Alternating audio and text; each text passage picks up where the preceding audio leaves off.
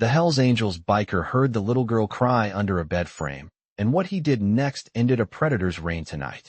Hello everyone. Before we begin today's story, I have a small favor to ask.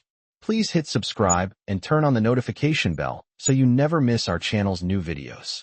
It's quick, free, and the best way to support us in bringing you more dramatic stories. Your support means the world to us. Where are you watching from? Drop your city or country in the comments below. Thank you very much. Now, let's dive into today's story. On a cold night, Jake Reaper Morrison, a seasoned Hells Angels biker, cruised down a deserted street, his Harley-Davidson's engine growling beneath him. It was one of those nights when everything felt wrong, as if the air itself was heavy with impending doom. The wind bit through his leather jacket, and the faint smell of rain lingered in the air, but it was something else that caught his attention, a soft, desperate cry. It wasn't a sound he was used to hearing on these quiet streets. His instincts kicked in immediately. Jake slowed down, turning off his engine and listening.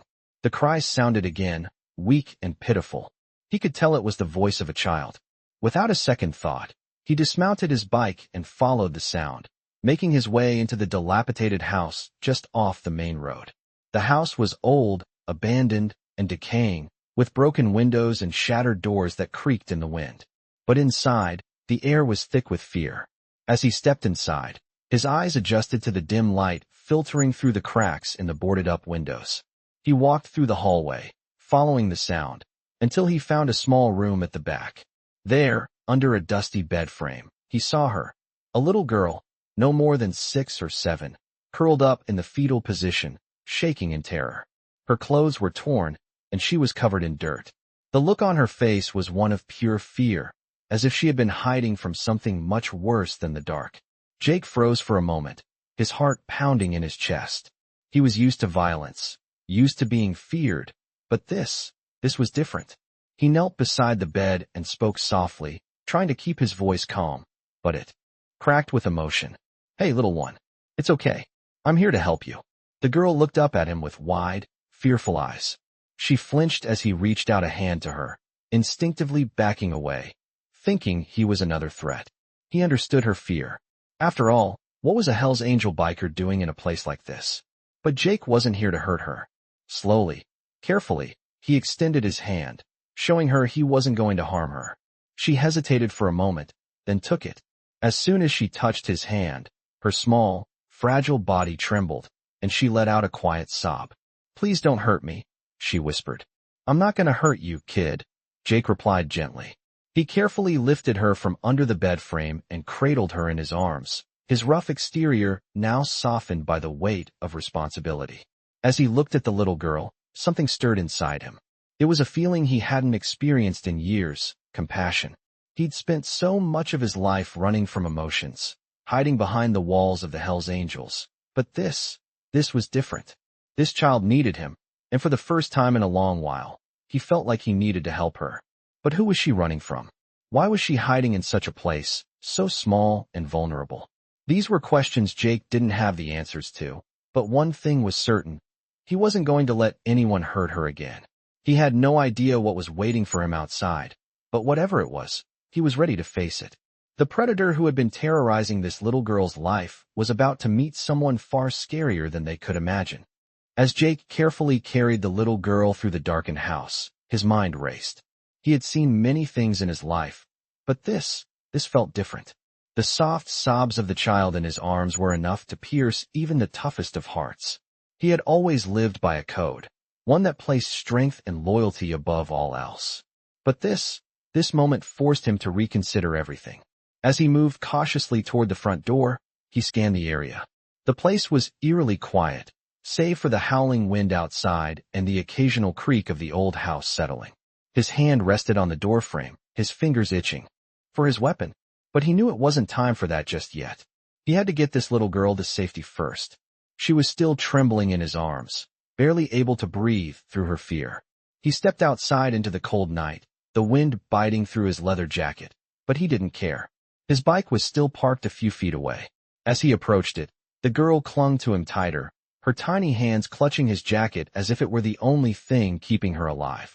"It's okay, kid," Jake whispered, trying to comfort her. "We're going to get you somewhere safe." Just hold on. He helped her onto the back of his Harley-Davidson, making sure she was secure before climbing on himself. The engine roared to life beneath him, and the sound seemed to cut through the silence of the night. He took off down the street, the wind whipping around them as they sped towards safety. The girl still hadn't said a word since he found her under the bedframe. But Jake could feel her shaking against him, and it was enough to know she needed him. She was terrified, but Jake wasn't about to let her down. As they rode, Jake's mind wandered back to his own past. He had been through his fair share of battles, both on the streets and in his own head. He had seen things that no one should ever have to see, things that had hardened him. But when he saw that little girl under that bed, hiding from whatever nightmare had been chasing her, something inside him snapped. He couldn't just walk away. He didn't know who was after her, but he sure as hell wasn't going to let anyone hurt her. The rain started to fall, heavy and relentless, making the road slick. Jake could barely see through the windshield, but he pushed forward, his only focus on getting to the nearest safe house. He didn't know where else to go. He had burned too many bridges, lived too much of a reckless life to turn to anyone else for help. But this wasn't about him. It was about her, the girl in his arms. As they approached the edge of town, Jake's mind raced with possibilities. Who would hurt a little girl like this? What had she gone through to end up hiding under that bed? He glanced behind him, but there was no sign of pursuit yet. Still, he couldn't shake the feeling that they were being watched. He pushed the bike harder, the engine screaming through the rain. The little girl shifted in his arms, her voice barely audible above the sound of the rain and wind. Are we safe now?" she asked, her voice trembling. Jake's heart ached. She had been through something terrible, something that no child should ever have to endure. "Not yet, kid," he said, his voice soft but firm. "But we will be soon. I promise." He couldn't make any guarantees, but he could at least get her away from the immediate danger. As they neared a small, secluded cabin on the outskirts of town, Jake felt a sense of relief wash over him. It wasn't much, but it was a place to regroup, a place where they could figure out what to do next. He slowed the bike and pulled up to the cabin, parking it near the door.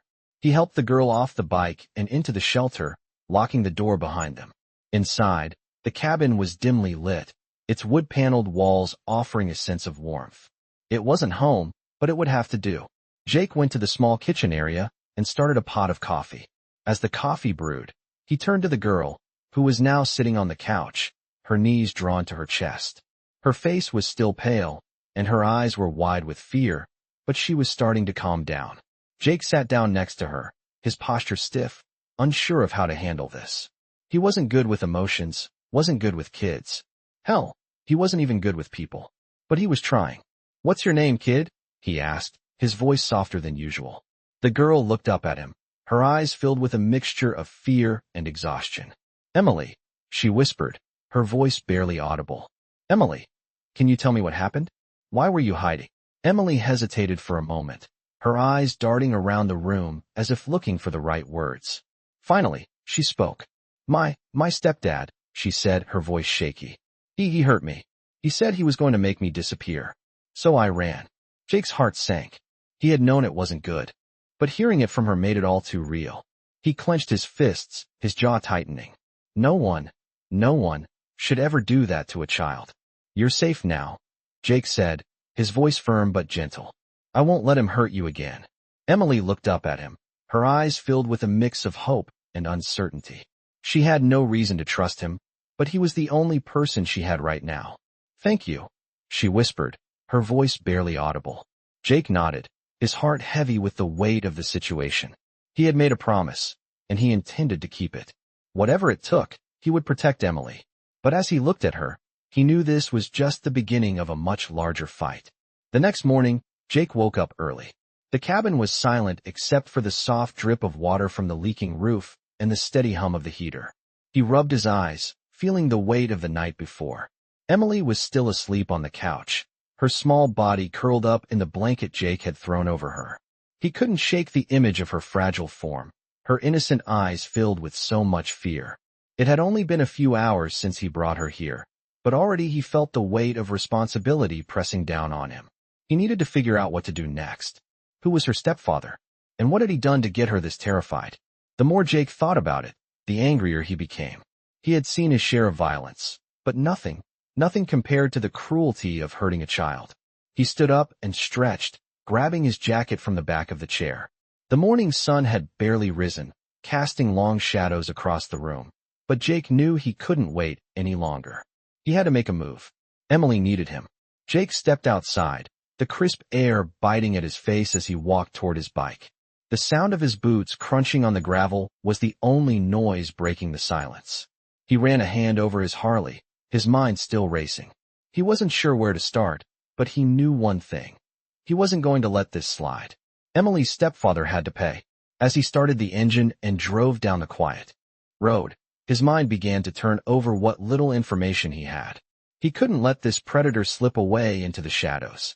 There had to be a way to track him down, to make sure Emily would never have to live in fear again. Jake knew the streets, knew the underworld better than most, and if anyone could get the information he needed, it was him. He thought about the other Hell's Angels members he had left behind.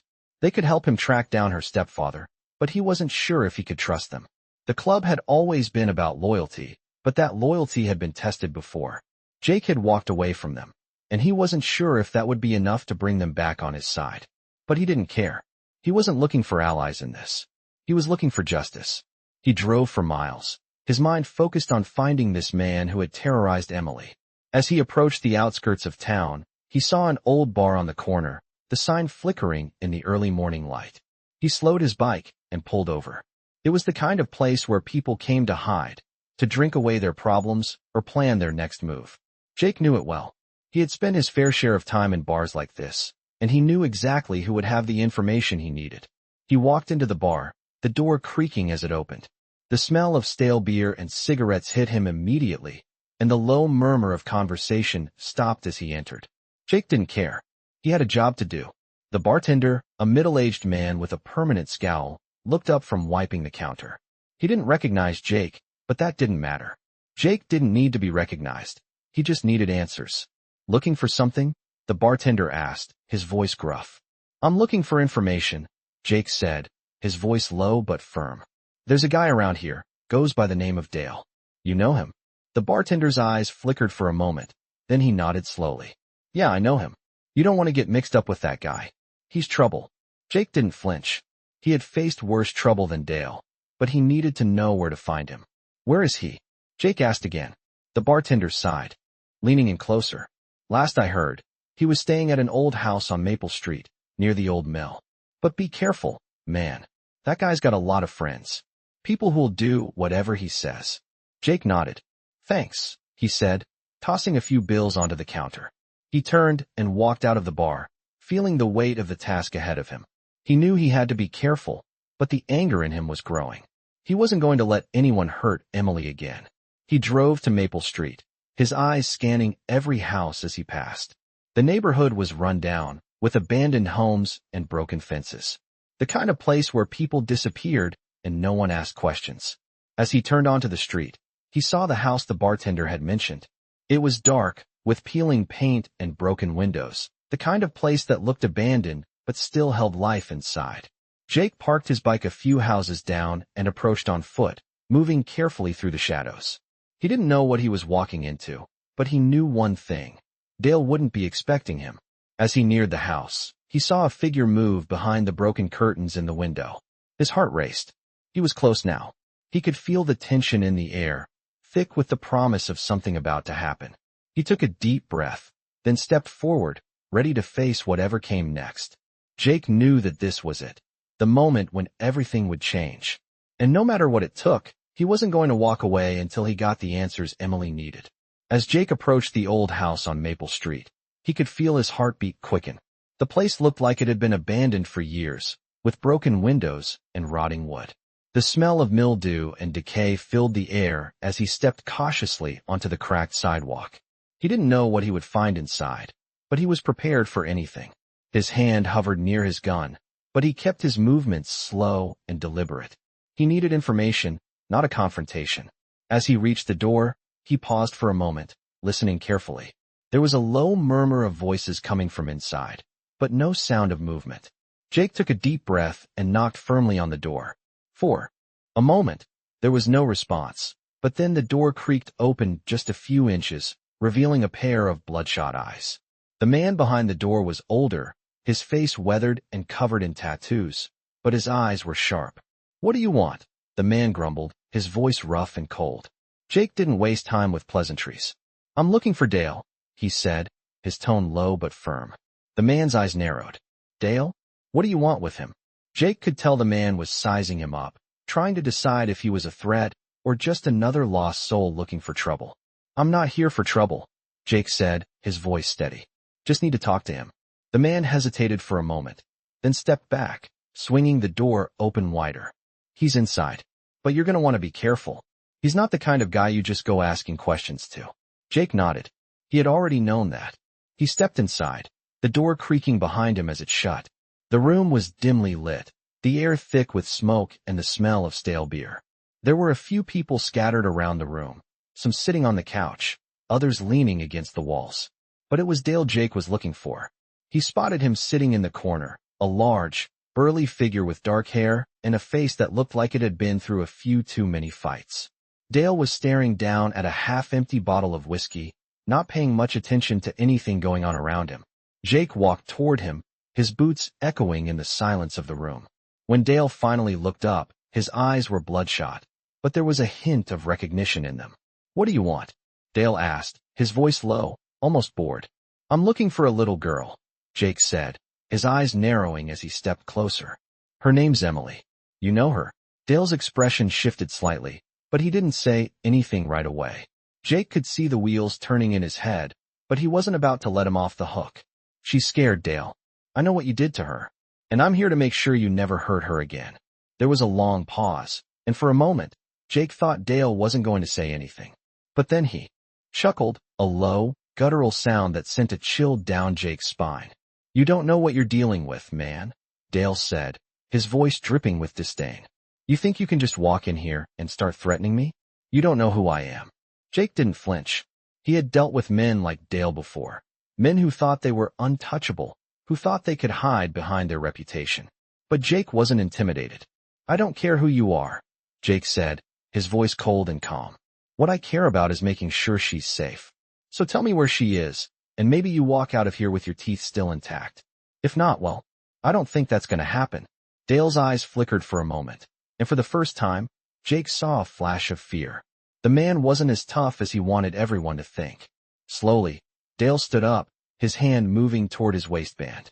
Jake tensed, but instead of a weapon, Dale pulled out a crumpled piece of paper. "You want her?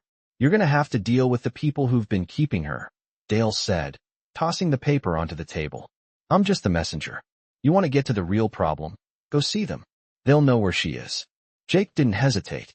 He grabbed the paper and looked down at the hastily scrawled address. It wasn't far, just a few blocks away. Dale wasn't the one pulling the strings. Jake had suspected as much. But now he had a lead, and that was all he needed. He turned to leave, but Dale stopped him with a word. "You won't make it out of there alive," Dale said, his voice laced with an eerie calm. Jake didn't look back. He didn't need to. He had a mission now, a mission to save Emily. And nothing, not even death, was going to stop him. As Jake stepped back outside into the cold air, the weight of the situation settled over him. He wasn't just fighting for a little girl anymore. He was fighting for something bigger.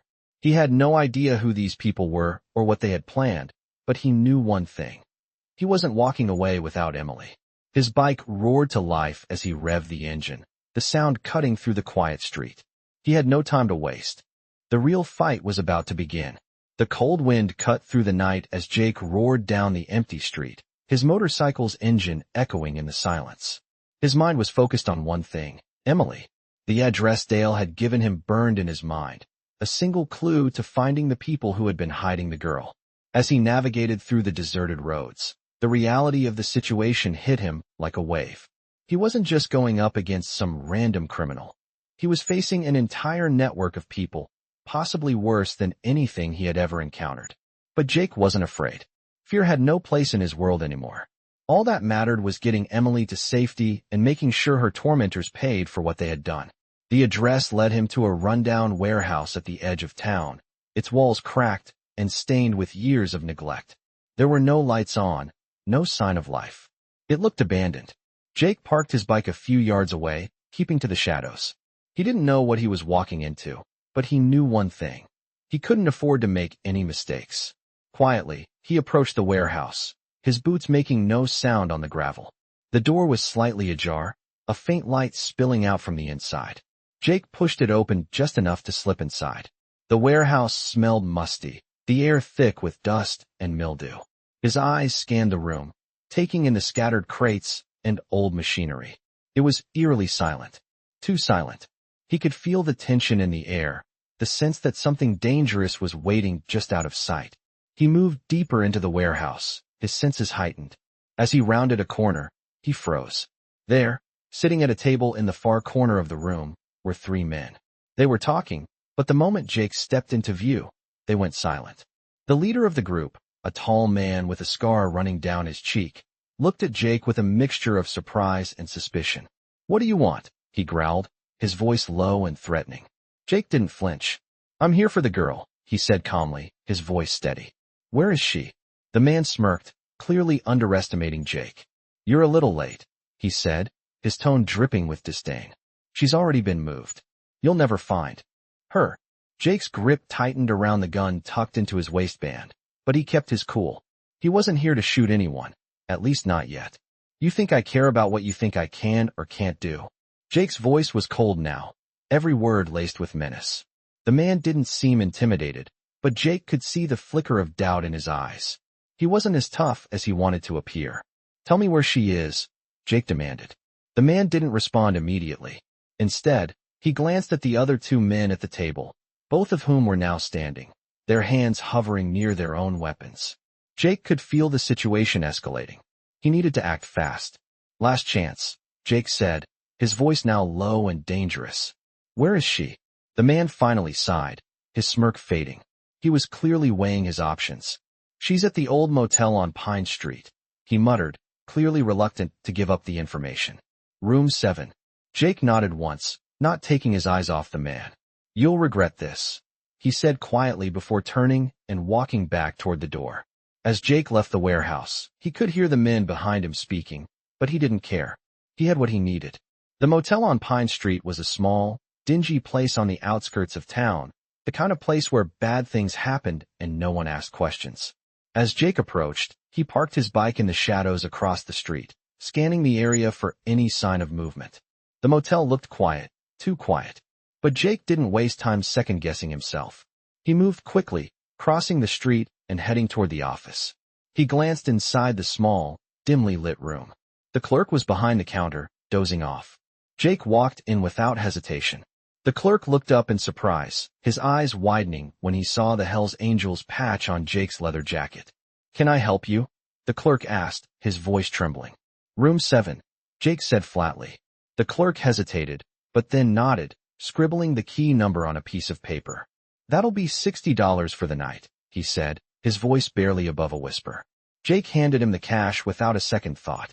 "Keep the change," Jake said, his tone sharp. He turned and walked out of the office, heading straight for the room.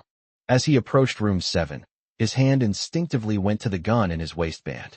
He wasn't sure what he was about to face, but he was ready for whatever came next. He reached the door, pausing for a moment to listen. There was a faint sound coming from inside. Voices, muffled, but unmistakable. His heart raced. He was close now. This was it. The moment he had been waiting for. With one swift motion, he kicked open the door, his gun raised. Inside, a man was standing over Emily, who was sitting on the bed, her eyes wide with fear. The man froze, his hand reaching for something on the nightstand. But before he could react, Jake was on him, grabbing him by the collar and slamming him against the wall. "You're not going to hurt her again," Jake growled, his voice low and full of fury. The man struggled, but Jake's grip tightened. He had no intention of letting this bastard go. Not this time. The man slammed against the wall, his eyes wide with shock as Jake's grip tightened around his collar. "You're not going to hurt her again." Jake's voice was a low growl, full of rage. The man's face was twisted in panic as he gasped for breath, his hands pawing at Jake's arm, trying to break free. But Jake wasn't going to let him go. Not this time. Not after everything. He shoved the man harder against the wall, his own fury bubbling up to the surface. The bastard had been preying on Emily for God knows how long. and Jake wasn't about to let him walk away scot-free. "Where is she?" Jake demanded, his voice sharp. "Where's Emily?" The man's eyes flickered nervously to the bed, where Emily sat frozen, wide-eyed and trembling. She hadn't moved since Jake had burst into the room, her gaze fixed on him as though she couldn't believe she was finally safe. "Please," the man whimpered, his voice shaking. "I don't know what you think this is, but I didn't do anything to her. She came here on her own." Jake didn't let him finish. He slammed the man's back harder into the wall, causing the old wood to creak under the pressure. "Don't lie to me," Jake spat. "I know exactly what you did." The man's body stiffened at the accusation, but his eyes darted to Emily again, and in that split second of hesitation, Jake knew he wasn't telling the truth. "Tell me where she is," Jake repeated, his voice steely. "I'm done asking." The man started to say something, but before he could, Emily's voice cut through the tension. He didn't. Her voice was small, barely a whisper, but Jake heard it clearly. His head snapped toward her. She was looking up at him, her face pale but determined. He didn't hurt me," she said again, her voice growing stronger with each word. Jake released the man's collar just slightly, enough for the man to gasp for air, but Jake didn't back off. He kept his eyes on Emily, trying to make sense of what she was saying. He helped me," she added, her voice trembling. "I ran away from him, from the other people. They wanted to hurt me, but he kept me safe." Jake was momentarily stunned. He had come in ready to face the worst, to take down anyone who had caused harm to this innocent girl. But Emily's words threw him off balance. He looked at the man, who was still panting and rubbing his throat. "What's she talking about?" Jake asked, his voice now laced with confusion. The man, still panting, looked up at Emily, his face suddenly full of guilt and sorrow. I didn't want any of this," the man said, his voice breaking. "I didn't want to be a part of it. But they made me. I didn't know how to get out." Jake could hear the truth in the man's voice, but he couldn't quite process it. Who made you?" he demanded. The man swallowed hard, his eyes darting to Emily once more. "The people who've been holding her. They didn't want anyone getting in their way, but when I saw what they were doing to her, I couldn't just stand by anymore." Emily's face twisted in confusion, but she didn't say anything more. She looked from Jake to the man and back again. Jake let go of the man's collar fully, stepping back and keeping his eyes locked on him. He wasn't sure what to believe, but he had no time to waste. He had to get to the bottom of this. "If you're telling the truth," Jake said, his voice calm but deadly serious, "you better start talking. Tell me everything." The man nodded, his expression filled with guilt. "There's a ring of people who've been taking kids, running a trafficking operation. I got in with them when they threatened me. Said if I didn't do what they asked, they'd kill me or my family. I tried to back out, but they wouldn't let me. I tried to protect Emily, but they found out." His voice broke as he said her name. They were going to make her disappear, like all the others. Jake felt his chest tighten at the man's words. His blood boiled. He had known there was something bigger going on, but to hear it straight from the source made his stomach churn. He could feel the rage building in him again, the fury of what these people had done to Emily and to so many others. "Where are they now?"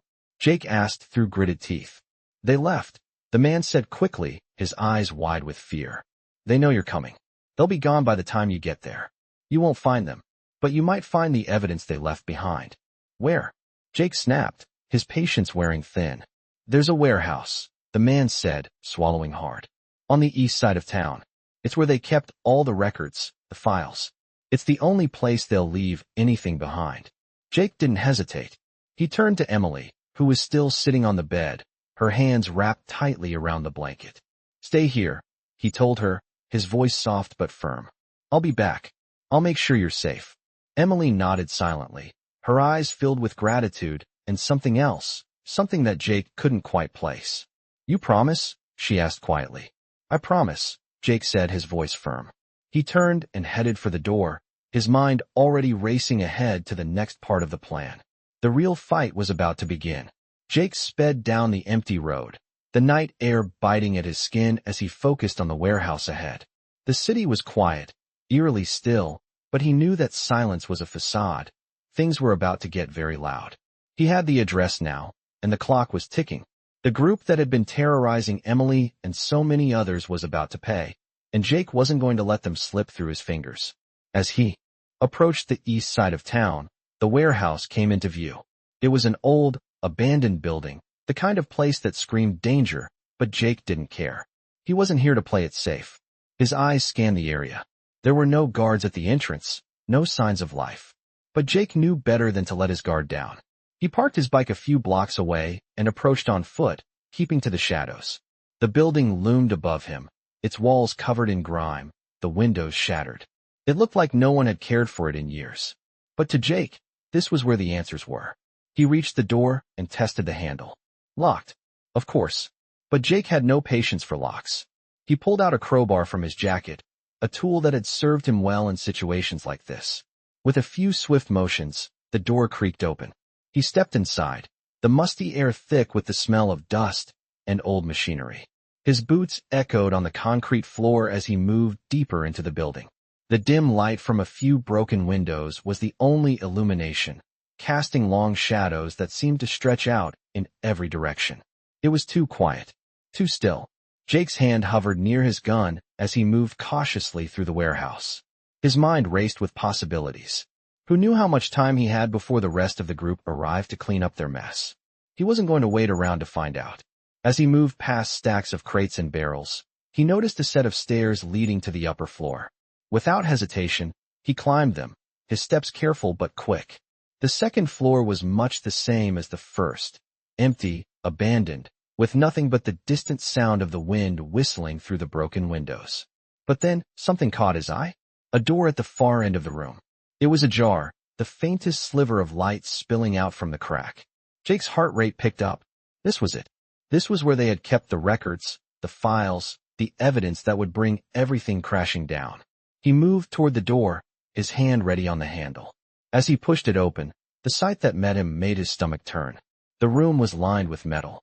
Filing cabinets, each one labeled with names and numbers that meant nothing to Jake.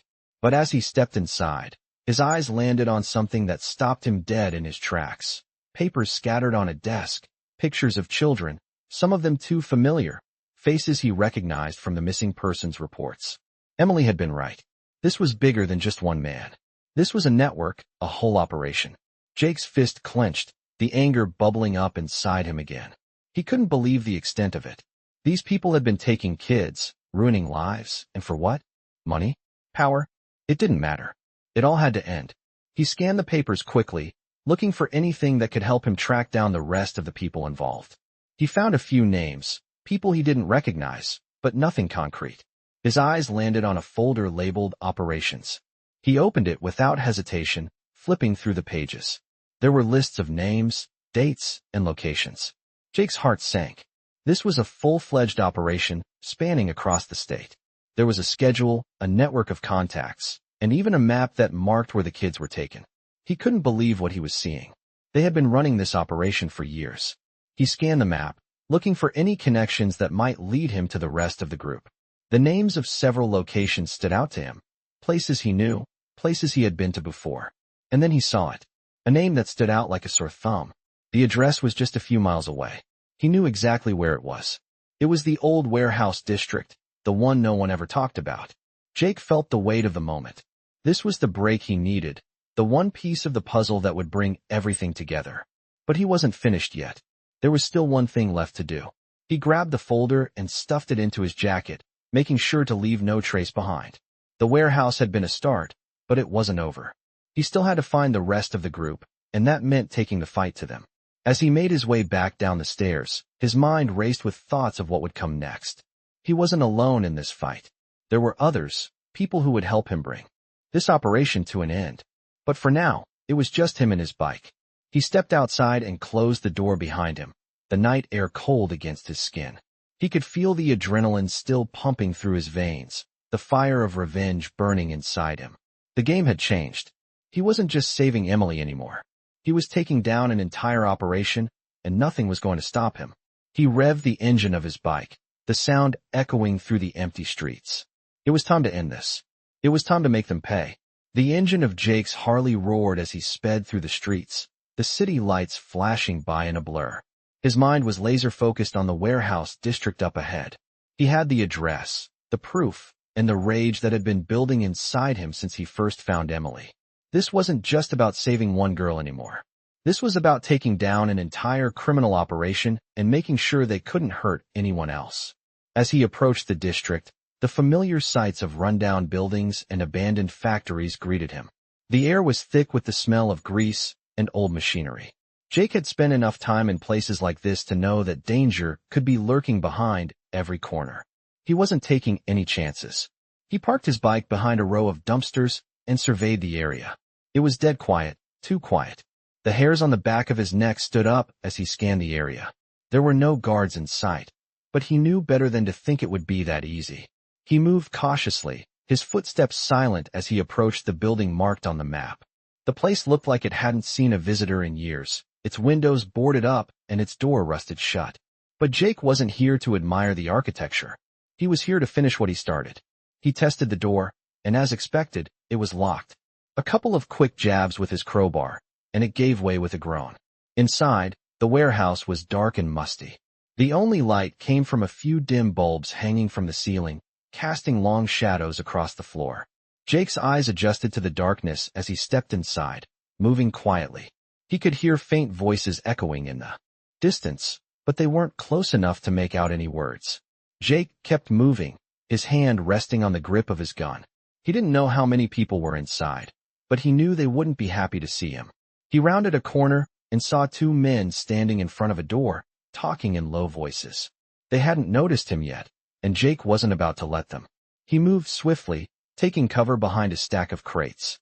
He could hear their conversation now. "You think we're going to get out of here clean?" one of the men said, his voice rough. "There's no way," the other replied. "We're going to be on the run for the rest of our lives, and you know it." Jake didn't waste any time. He moved quickly, stepping out of the shadows and knocking the first man out cold with one well-placed blow to the back of the head. The second man barely had time to react before Jake had his gun pointed directly at him. "Where is she?" Jake demanded, his voice low and dangerous. The man's eyes widened in fear. He looked around, as if trying to find a way out, but there was nowhere to go. I don't know what you're talking about," he stammered. "The girl," Jake repeated, his voice growing colder. "Where is Emily?" The man's face drained of color as he realized Jake wasn't going to let this go. "Upstairs," he finally said, his voice trembling. "Second floor. Room 12. Jake didn't say another word. He shoved the man out of the way and stormed toward the stairs. The sound of his boots echoed through the empty building as he climbed, his heart pounding in his chest. Every step brought him closer to the answers he needed. He reached the second floor, his gun still drawn, his senses on high alert. The hallway was long and narrow, with doors on either side. He checked each one quickly, but they were empty. When he reached room 12, he paused for a moment, taking a deep breath. He wasn't sure what he would find on the other side, but he knew one thing. He wasn't leaving without Emily. He kicked the door open, his gun raised. The room was dimly lit, and it took a moment for Jake's eyes to adjust. There, sitting on the bed, was Emily. She looked up at him, her eyes wide with a mixture of fear and relief. She was trembling, but she didn't seem hurt. At least not physically. Jake's heart sank at the sight of her, but he didn't let his guard down. "Emily," he said softly, his voice gentler than he expected. "Are you okay?" She nodded slightly, her hands clutching the blanket around her. "They didn't hurt me," she whispered, her voice barely audible. "I thought they were going to, but they didn't." Jake breathed a sigh of relief, but it was short-lived. He knew there was still more to do. He couldn't just walk away. "We're getting out of here," he said, his voice firm. "I'm taking you somewhere safe." Emily's eyes flickered with something like hope, but there was also a hint of fear. "What about them?" she asked, her voice trembling. "What happens to the people who took me?" Jake looked around the room, his jaw clenched. He knew he couldn't let these people go free. They had taken Emily, and he wasn't about to let them hurt anyone else. "They won't hurt anyone again," he said, his voice hard as steel. "I'm going to make sure of that." As he turned to leave the room, Emily stood up slowly, her legs shaky. She looked at Jake, her eyes filled with uncertainty. "Are we going to be okay?" she asked, her voice small. Jake's heart broke a little as he looked at her. He didn't have all the answers, but he knew one thing for sure. As long as he was breathing, no one would ever hurt her again. "Yeah," he said softly, pulling her into a brief but comforting hug. We're going to be okay. Together, they walked out of the room and into the night. The battle wasn't over yet, but it was the start of a new chapter, one where Emily would be safe. And Jake, he would make sure of it. The night air was cold as Jake and Emily made their way through the empty streets, the distant hum of the city barely audible over the sound of their footsteps. Jake kept a careful eye on their surroundings, his senses alert to any signs of danger. Emily walked beside him, her small hand clutching the sleeve of his jacket, her eyes darting around, still unsure of what the future held. Jake could feel the weight of the responsibility on his shoulders, but he knew he couldn't slow down now. Still too much to deal with. He walked over to the small kitchen area and started making coffee, trying to settle his thoughts. He needed to plan, needed to figure out their next steps. As the coffee brewed, his mind kept returning to the files he had found at the warehouse. The operation was far-reaching, with people involved in all sorts of dark dealings. Jake had no doubt that whoever was running the show wouldn't stop until they were brought down. But that wasn't his fight alone anymore. He had Emily to protect. She had already been through so much, and he wasn't going to let her suffer any longer. Once the coffee was ready, he carried 2 cups over to the couch and sat down beside Emily. She didn't say anything, but he could see the faintest hint of relief in her eyes as she took the cup from him. "I know this isn't easy," Jake said, his voice softer now. "But I promise you, you're not alone anymore. I'm not going anywhere." Emily glanced at him, her eyes full of emotion. "Why are you helping me?" she asked quietly, her voice trembling slightly. Jake sighed, his gaze fixed on the fire crackling in the hearth. "Because someone has to," he said simply. "No one should ever have to go through what you've been through. And I'm not going to let it happen again. Not on my watch." Emily didn't say anything, but her hand tightened around her coffee cup, as though drawing strength from his words.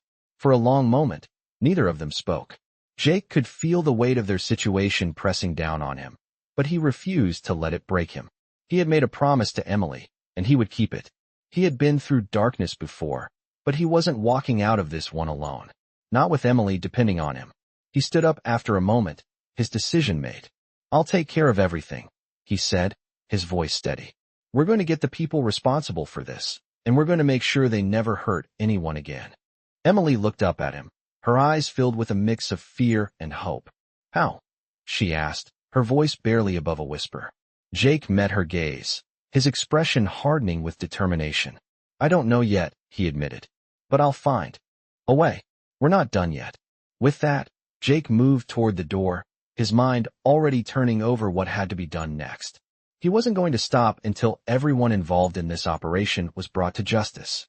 And nothing, not the people behind this or his own fears, was going to stand in his way. The morning sun filtered through the trees, casting long shadows across the small cabin. Jake stood at the window, his mind racing. The files he had found, the names, the locations. He had everything he needed to bring this operation down. But there was still one piece missing, the people behind it all. He had no idea how many there were, but the more he thought about it, the more he realized this was bigger than just a few bad actors. This was an organization, a system of corruption that had been operating under the radar for years. Emily was safe for now, but that was just the beginning. Jake couldn't shake the feeling that time was running out. He needed to act fast. He couldn't let these people regroup or slip through his fingers. His hand tightened around the coffee cup in his hand as he stared out into the woods, his thoughts clouded with the weight of what was to come. Emily was sitting at the table, quietly sipping her coffee, her eyes focused on the cup, lost in her thoughts. She was still processing everything, and Jake knew it would take time for her to fully understand the scope of what was happening. But one thing was clear, she was no longer alone. And neither was he. Jake had a plan. He had to move fast, but he also knew he couldn't do this alone. He needed help. He grabbed his phone from the table and dialed a number he hadn't used in years. The line rang once, twice, and then finally, a voice answered. "Jake, it's been a while." The voice said, rough and gruff, but with a hint of familiarity. "I need your help," Jake said, his voice steady but urgent. "I'm not asking for much, but I need a favor. I've got a situation here, and I need you to back me up." There was a long pause on the other end. "What kind of situation?" the voice finally asked, its tone wary.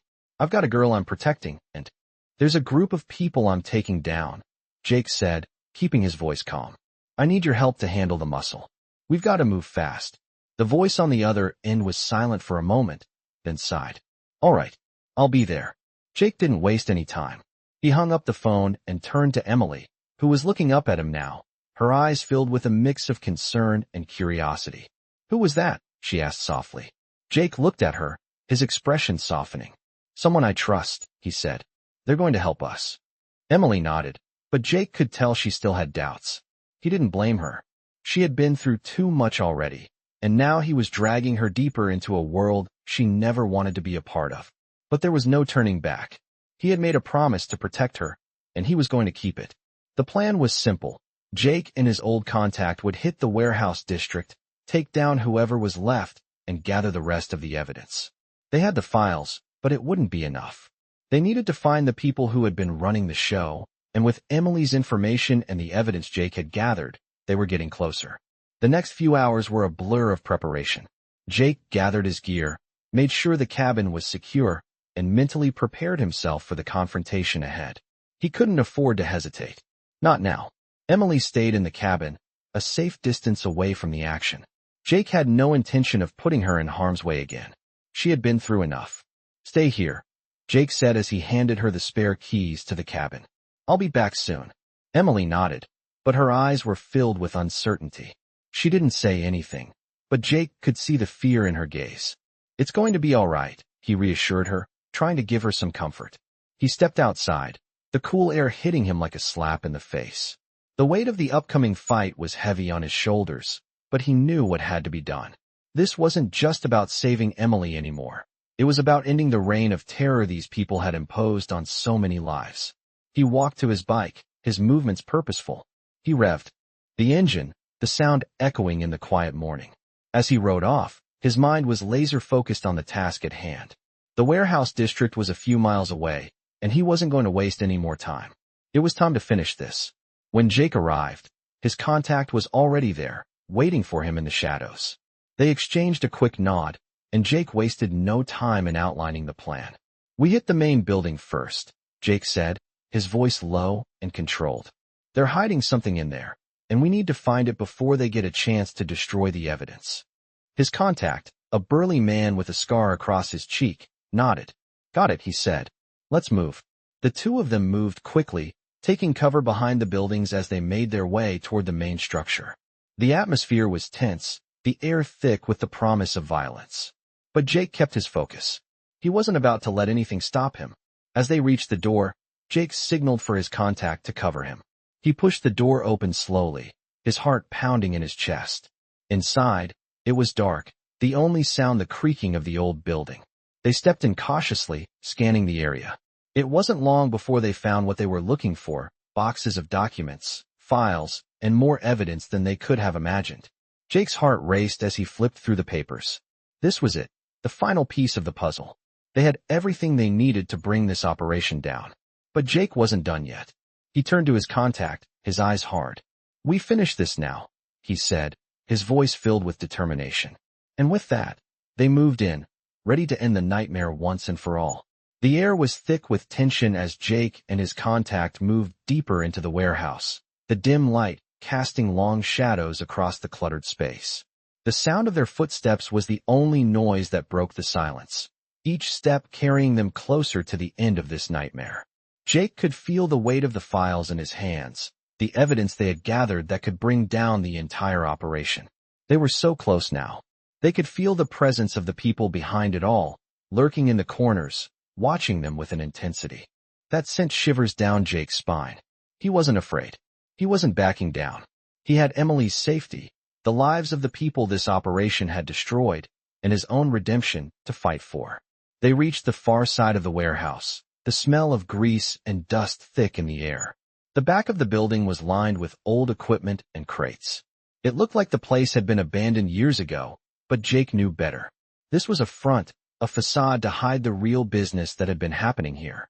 Jake motioned for his contact to stay low.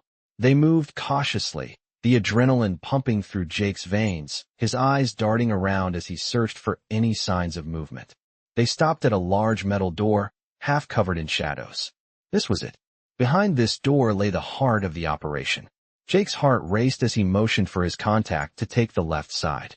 He was ready for whatever came next. The sound of a door creaking open broke the stillness. Jake stepped forward, gun raised, ready for anything. The room was dark, the only light coming from a single overhead bulb that flickered intermittently. His eyes scanned the room, landing on a large desk piled with papers. On the far side of the room, a few men were gathered around a table, discussing something in hushed tones. Jake and his contact didn't hesitate.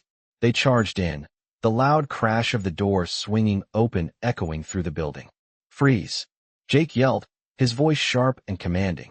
The men at the table scrambled, reaching for weapons, but Jake was faster. In one swift motion, he took them down, his gunshots precise, calculated. No hesitation. No mercy. One of the men, a tall, burly figure, tried to make a run for it, but Jake was on him in an instant. He grabbed the man by the collar and slammed him into the wall, his grip tightening with each passing second. "Where is the leader?" Jake demanded, his voice low and dangerous. The man sputtered, his eyes wide with fear. I don't know," he stammered. "I swear, I don't know where he is." Jake didn't let go. "Tell me what I need to know, and I'll make sure you live to see another day," he growled. The man's eyes darted to the others in the room, then back to Jake. There was a flicker of recognition in his eyes, and for a moment, Jake thought he had him. He's not here," the man finally said, his voice shaky. "But he'll be back soon. You need to leave before it's too late." Jake tightened his grip, bringing the man's face close to his. "I'm not going anywhere until I get what I came for," he said, his tone icy. The man swallowed hard, his breath coming in ragged gasps. "You won't make it out alive," he said, his voice barely above a whisper. "The people he works for, they don't take kindly to this kind of thing." Jake didn't flinch. "I'm not afraid of them," he said, his voice filled with cold determination. "And I'm not leaving until I put an end to this." The man's eyes widened, but before he could say anything else, the sound of footsteps echoed from the hallway. Someone was coming. Jake didn't have time to waste. He shoved the man aside and motioned for his contact to cover him. They quickly moved into position, hiding behind the crates, waiting for the right moment. The footsteps grew louder, and Jake could feel the tension building, the air thick with anticipation. Then, the door burst open, and in walked the leader of the operation. He was tall, his face obscured by a mask, but Jake knew this was the man behind everything, the one who had orchestrated it all. "You," the leader said, his voice deep and steady, as though he wasn't at all surprised to see Jake. "I've been waiting for you." Jake didn't hesitate. He moved quickly, gun raised, his aim steady. "It ends tonight," he said, his voice calm but filled with unwavering resolve. The leader chuckled, the sound chilling in the stillness of the room. "You think you can stop me?" he asked, his voice dripping with contempt. "You're outnumbered. Outmatched." Jake's eyes never wavered. "You're wrong," he said. "I'm not alone." With a swift motion, Jake's contact moved into position, cutting off any potential escape routes. The leader's smirk faded as he realized he was trapped. He reached for his own weapon, but it was too late. Jake and his contact moved in, and within seconds, the leader was on the ground, his weapon out of reach. Jake stood over him, gun trained on his chest.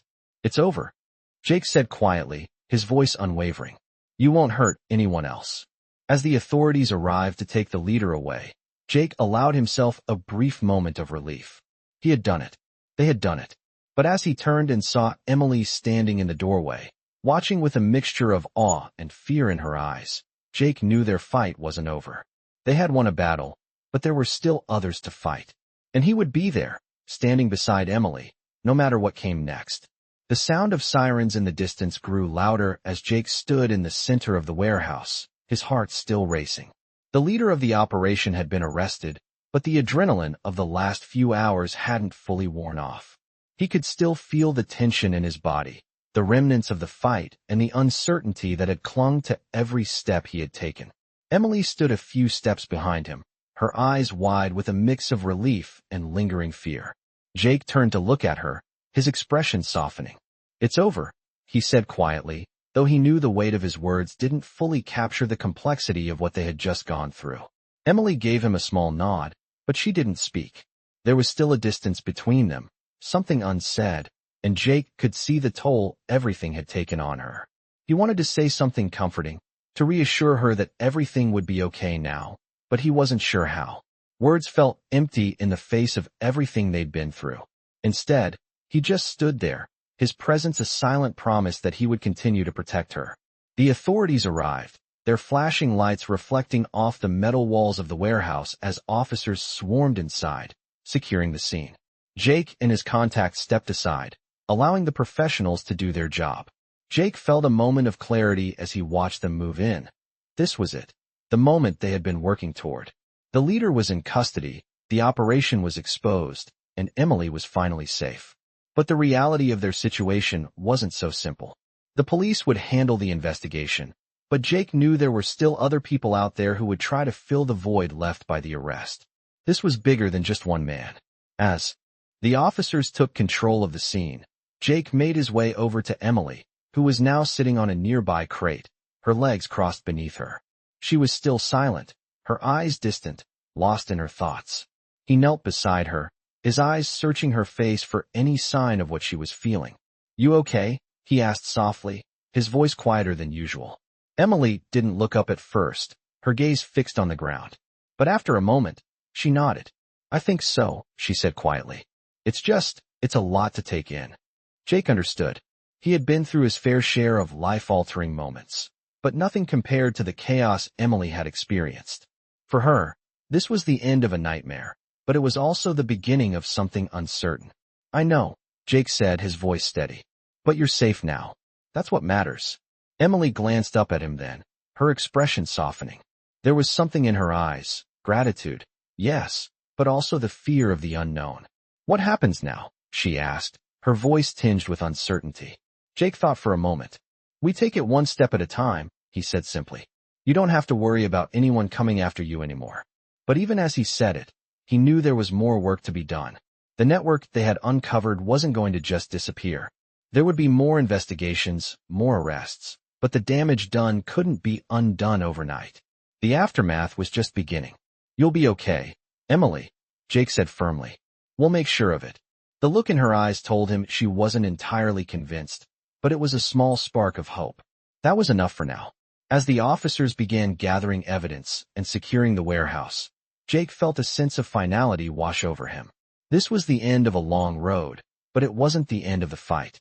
There were still people out there who needed to be brought to justice, and Jake was prepared to do whatever it took to make sure they didn't escape. He stood up and extended a hand to Emily. "Come on," he said softly. "Let's get out of here." Emily took his hand, her fingers trembling slightly, but she held on tightly. Together, they walked out of the warehouse and into the light of a new day. As they climbed onto Jake's bike, Emily wrapped her arms around him, and for the first time in what felt like forever, Jake allowed himself a breath of relief. They weren't finished, not by a long shot, but for the first time, he felt like they were on the right path. The sun was rising, and the darkness of the past few days was slowly receding. There would be more challenges ahead, but they would face them together. Jake revved the engine, the sound roaring to life beneath them, and they sped off into the open road, leaving the past behind them and heading toward whatever the future held. For the first time in a long while, Jake felt the weight of the world lift just a little. The fight wasn't over, but for Emily, for both of them, the journey had just begun. The road stretched out ahead of them as the morning light warmed the pavement, and for the first time since that terrible night, Emily leaned back slightly and breathed without fear. Jake rode steady, his hands firm on the handlebars, his mind quieter than it had been in years. He did not know exactly where the road would lead, but he knew why he was riding it. When they reached the small town on the edge of the county, Jake slowed and turned toward a modest building with a painted sign that read Family Services.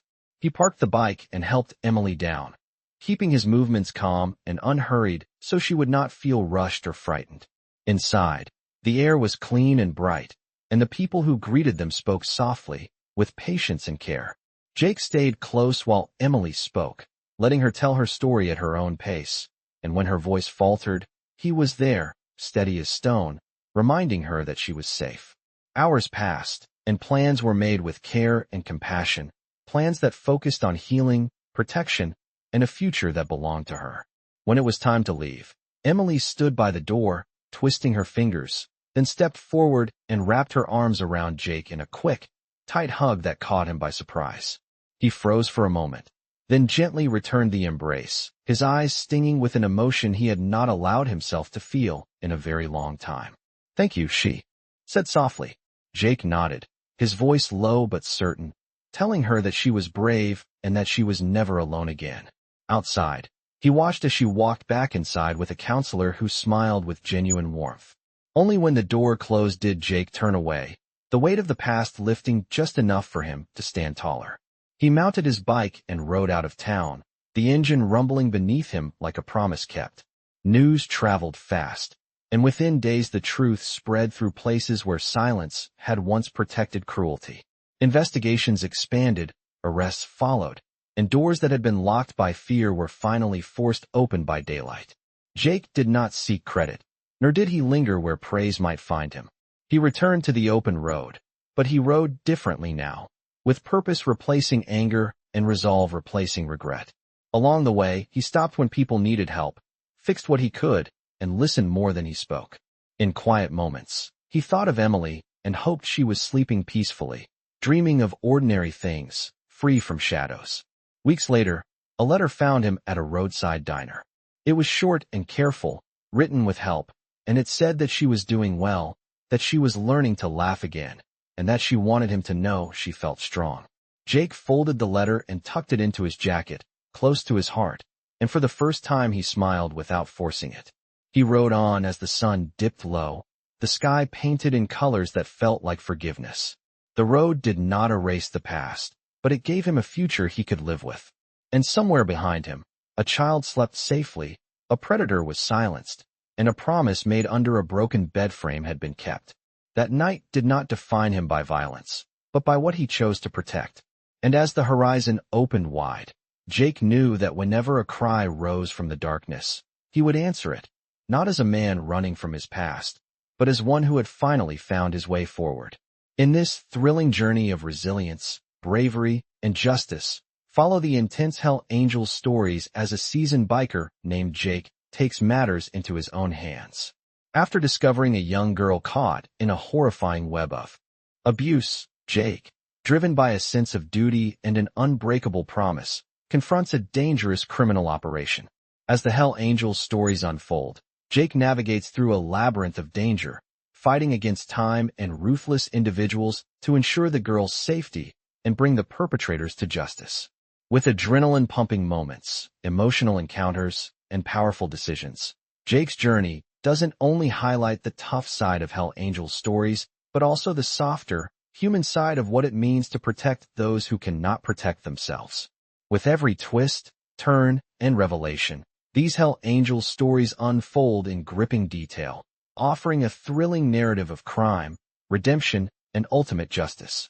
As Jake goes head-to-head with some of the most dangerous figures in this world, the Hell Angels stories not only depict the fight against crime, but also the healing of past wounds.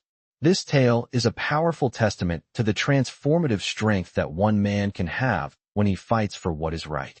The Hell Angels stories you're about to experience will leave you on the edge of your seat, eagerly awaiting every chapter and ready to discover how it all comes to a heart-stopping, yet satisfying, conclusion.